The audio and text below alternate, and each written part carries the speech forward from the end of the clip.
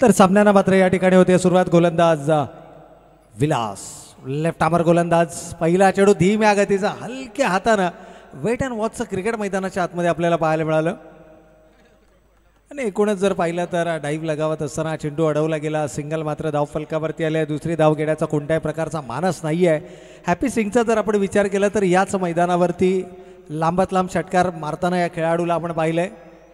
आणि अगदी अक्षय सोरदे असेल, परेश कडके असेल, हॅपी सिंग असतील, त्यानंतर या मैदानावरती आपण आजच्या संपूर्ण स्पर्धेमध्ये जर पाहिलं तर संदीप नेगी असतील, त्यानंतर दीपसिंग असतील, हे असे काही खेळाडू आहेत की जे मोठमोठ्या फटक्यांसाठी ओळखले जातात.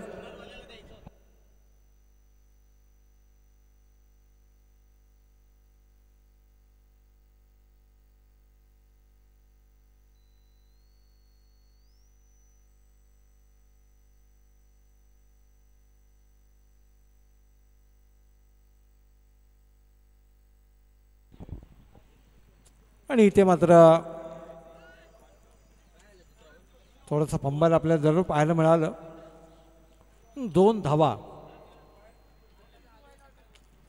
व एकेरी दुहेरी धावेने तुम्हाला धावांचं टार्गेट सेट करता येणार नाही. त्याकरता तुम्हाला आक्रमक खेळ हा मैदानावर साकारावा लागेल.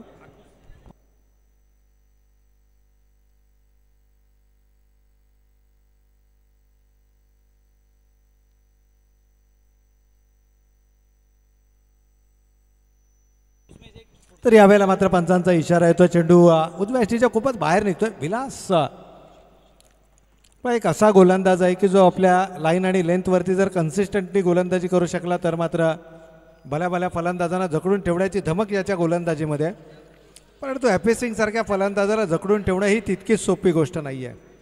इथे पंचांकडे अचळभूत नजरेनं जरूर पाहिलं गेलं. अपील देखील हलकंसं केलं, परंतु या अपीलला मात्र नकार.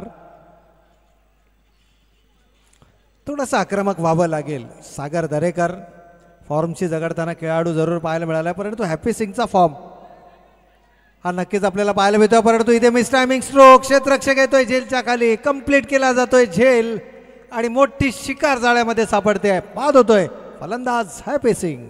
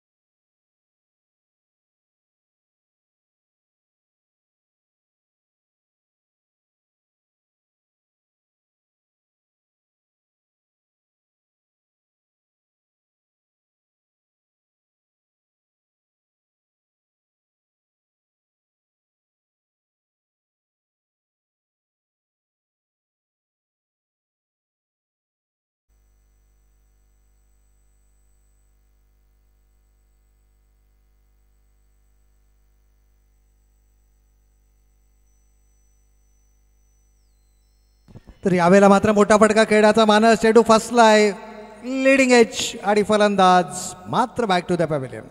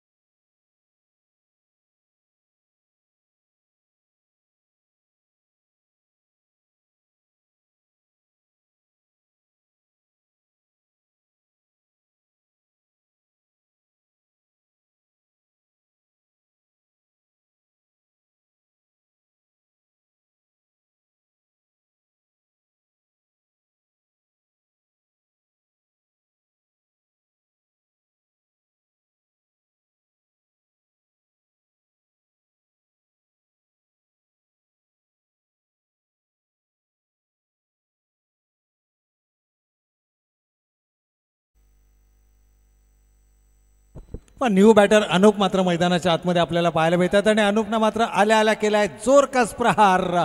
चेंडू मिड विकेट सीमारेषेच्या पलीकडे षटकार.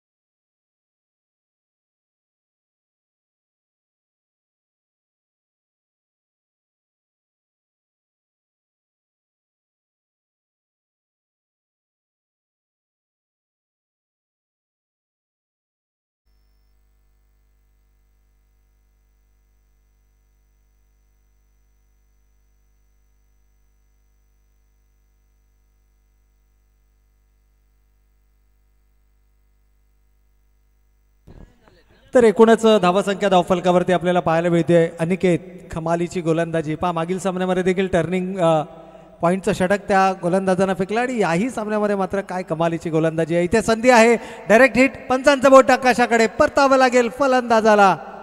मंगेश मात्र back to the pavilion. It's a wide ball.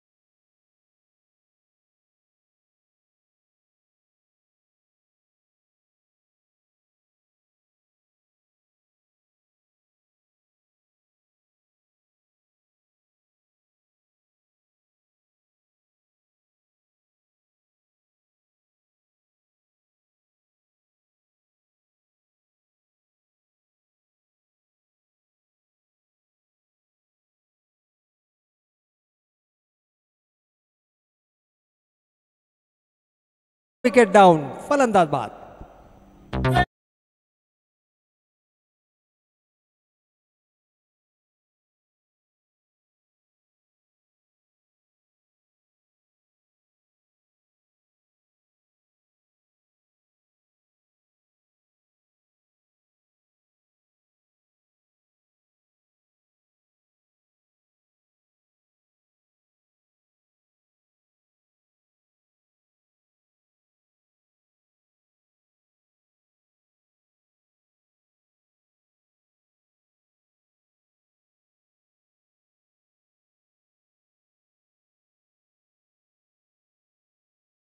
तर या ठिकाणी मात्र न्यू बॅटर आपल्याला मैदानाच्या आतमध्ये पाहायला मिळतोय. राजेश पुजारी नॉन स्ट्रायकिंग एंडला 6 गडी बाद 12 अशी दयनीय अवस्था जरूर या ठिकाणी पाहायला मिळते. परंतु त्या दरम्यान मोठा फटका खेळला जातोय. क्षेत्ररक्षक अम्मान जेलच्या खाली येत आहेत. चूक होणार नाहीये. अगदी सीमारेषे लगत कंप्लीट केला जातोय हा झेल. आणखीन एक फलंदाज बाद. 2 षटकांचा खेळ या ठिकाणी समाप्त झाला आणि 7 गडी बाद 12 धावा धावफलकावर.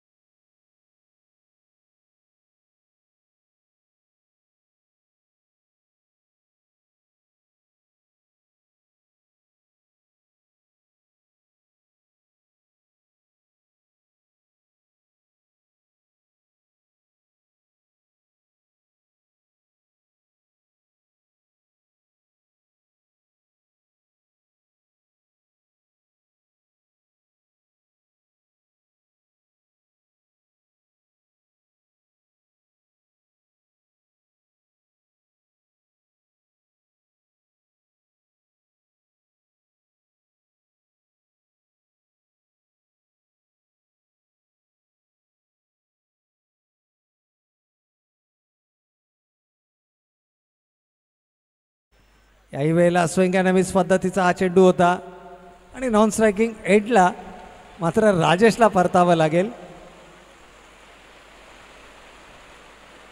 होय, आणखीन एक फलंदाज बाद.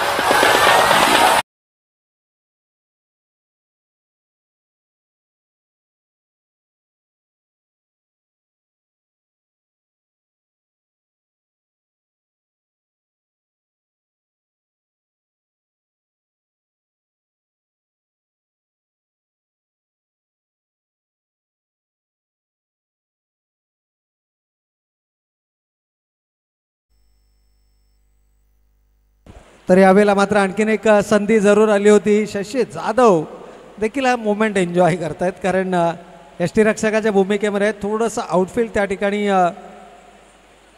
स्लिपरी आहे. 8 गडी बाद 19 ऑल आउट करून एक नवा इतिहास इथे रचला जाईल का? कारण यावर्षीच्या पावसाळी रबर बॉल क्रिकेट फॉर्मॅटमध्ये कोणताही संघ ऑल आउट झालेला नाही आहे. इथे मात्र बॅटवरची ग्रीप निसटली आहे, परंतु धाव ही धाव फलकावरती जरूर अंकित केली जाईल. छत्री धर.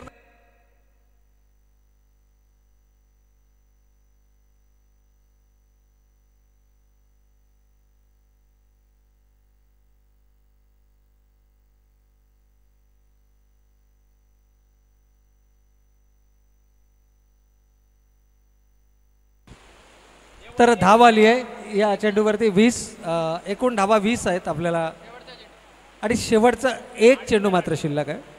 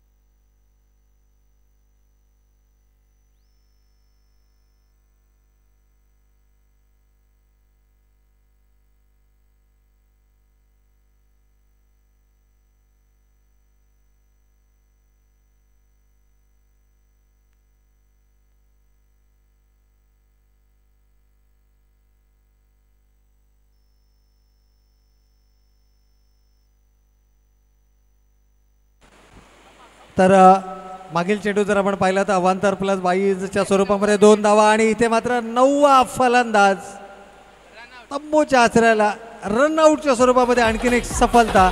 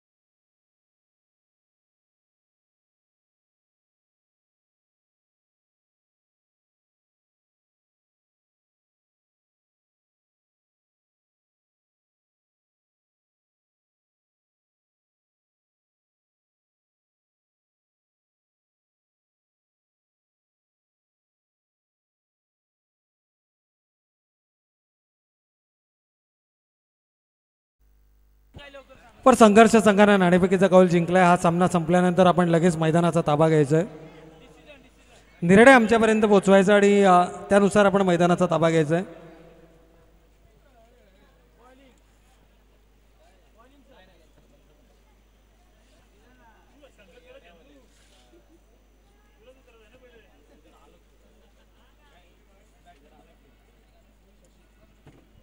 तर पहिल्या चेंडूवरती इथे मात्र घणाघाती प्रहार केलाय शशी जाधवच्या बॅट मधून मात्र आपल्याला पाहायला मिळतोय हा षटकार.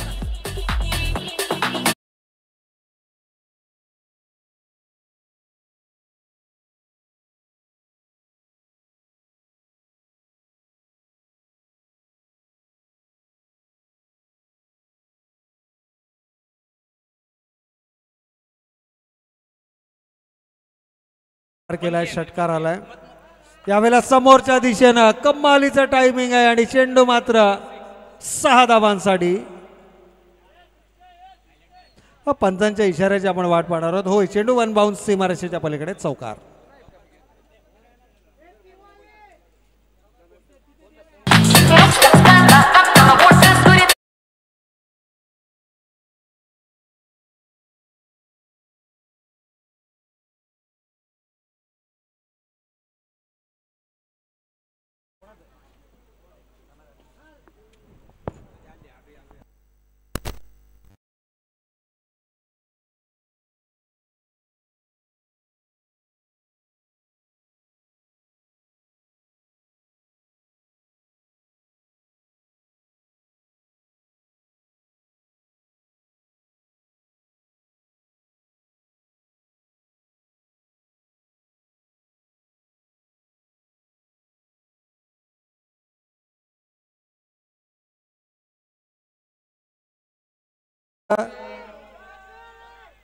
अर्ध टार्गेट या ठिकाणी पार केलं गेलं परंतु प्रतीकनं इथे नकार दिला आणि चांगला निर्णय आहे कारण इथे विकेट गमावणं संघासाठी धोकादायक जरूर ठरू शकतं. आणि प्रतीक ठाकूर हा डावखुऱ्या हाताचा फलंदाज आहे जो आक्रमक फटक्यांसाठी ओळखला जातो.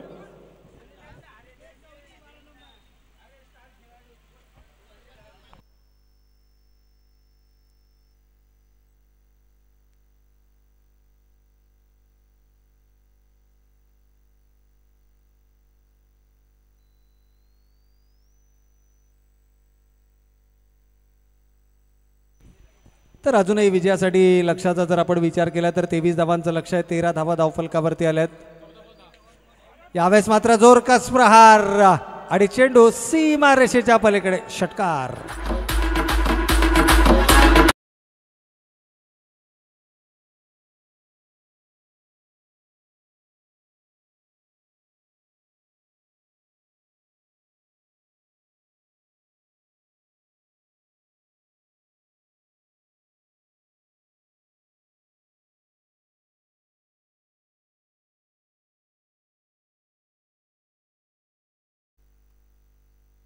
आणि यावेळेला मात्र रिव्हर्स स्वीप अटेम्प्ट केला आहे. प्रॉपर टायमिंग नाही आहे. सिंगल मात्र धावफलकावरती आले. दुसऱ्या धावेसाठी प्रयत्न होईल का परंतु इथे मात्र नकार येतोय. सिंगल धावफलकावरती अंकित केली जाते आणि या 21 रुपयाच्या धावेनं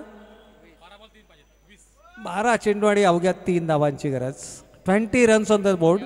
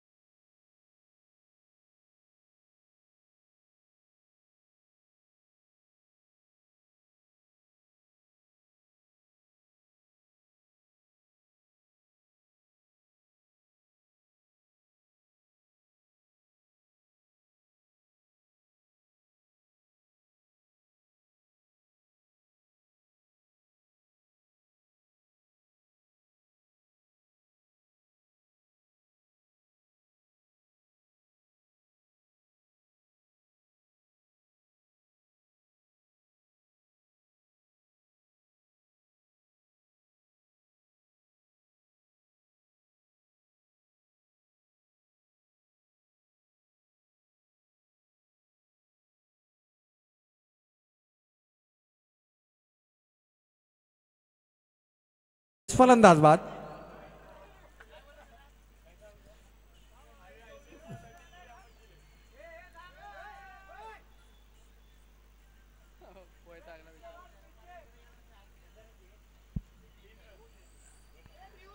या ठिकाणी जर आपण पाहिलं तर दोनही पंचांनी एकत्रितपणे चर्चा केली आणि त्यानंतर मात्र मुख्य पंचांना इथे मदत हवी होती स्क्वेअर लेग पंचांची, आणि स्क्वेअर लेग पंचांची मदत घेतल्यानंतर मात्र प्रतीक ठाकूर बाद झालेत, थोडेसे नाखुश आहेत कारण चांगल्या टचमध्ये फलंदाजी करतायत. पहिल्या सामन्यामध्ये देखील 14. यावेळेला मोठा फटका खेळण्याचा मानस, परंतु चेंडू बॅटचा संपर्क नाहीये.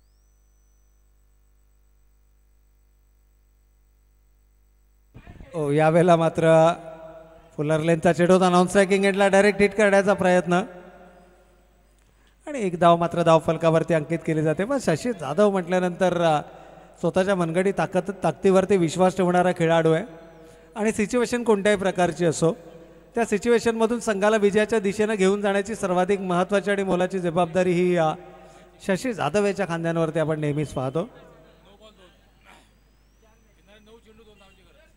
येणारे अजूनही 9 चेंडू आणि 2 धावा.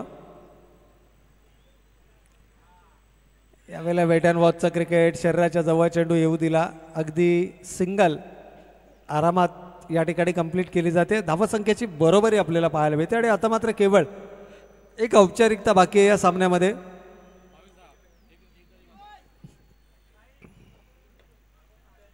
आणि इथे पावलांचा वापर करत असताना मात्र ही विजयी धाव फलकावर अंकित केली जाते. नॉन स्ट्रायकिंग एंडला डायरेक्ट हिट करण्याचा प्रयत्न होता, आणि ही विजयी धाव मात्र धाव फलकावरती अंकित केली जाते. Congratulations to the winning team.